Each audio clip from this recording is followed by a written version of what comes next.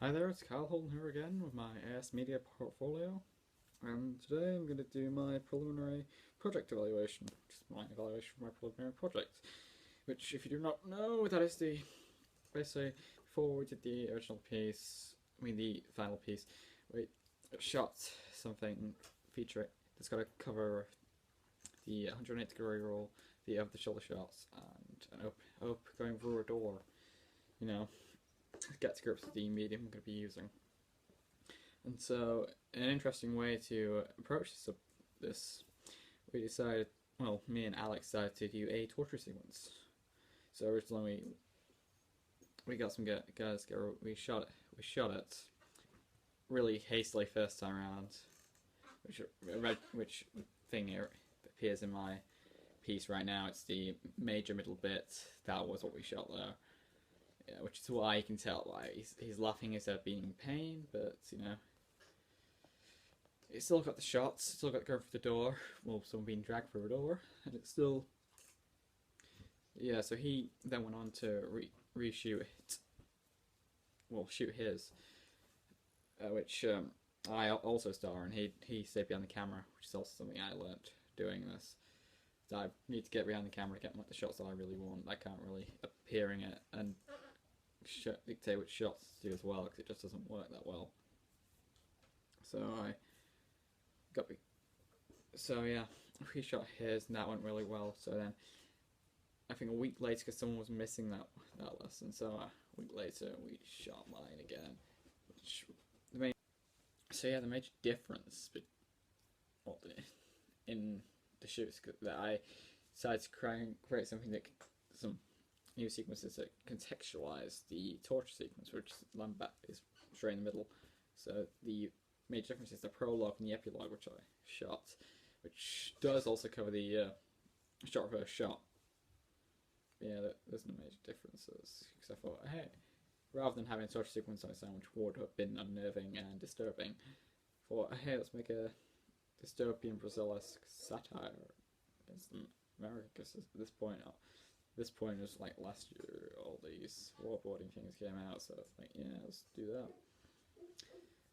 So, yeah, it doesn't really work out well. I mean, it's very different page to screen, but I thought some bits of it just have the vibe that came from the script, but overall it's just not the same.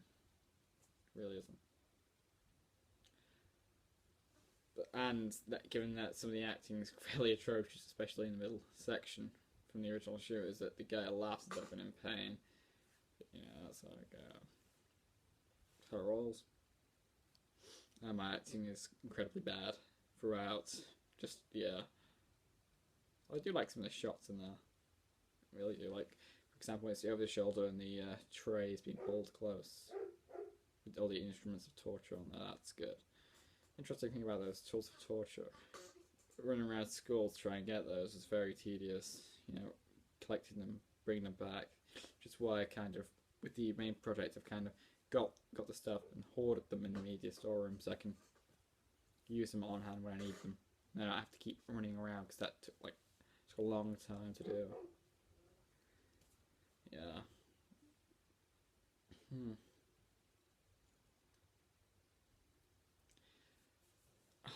Also, I overshot a lot on the second shoot. I mean, I really did. I tried to make the torture sequence as horrible and as uncomfortable as possible, but it just became really tedious and self-indulgent. And some shots lasting like a minute and a half, rendering became horrible. It really did. That's why it took so long to edit. I kind of had to just ignore a lot of these shots, especially because a lot of them didn't work and the lighting was off and didn't really match. But so I just had to ignore a lot of them and just keep what I had. So I just mainly insert the epilogue, the prologue in there, and just kept it all the same. And so yeah, that's what I've got on the screen. That's what you can see if you look at the video, because it's also on this channel, which you probably should have watched before you watch this. Just let's get out of that. So yeah.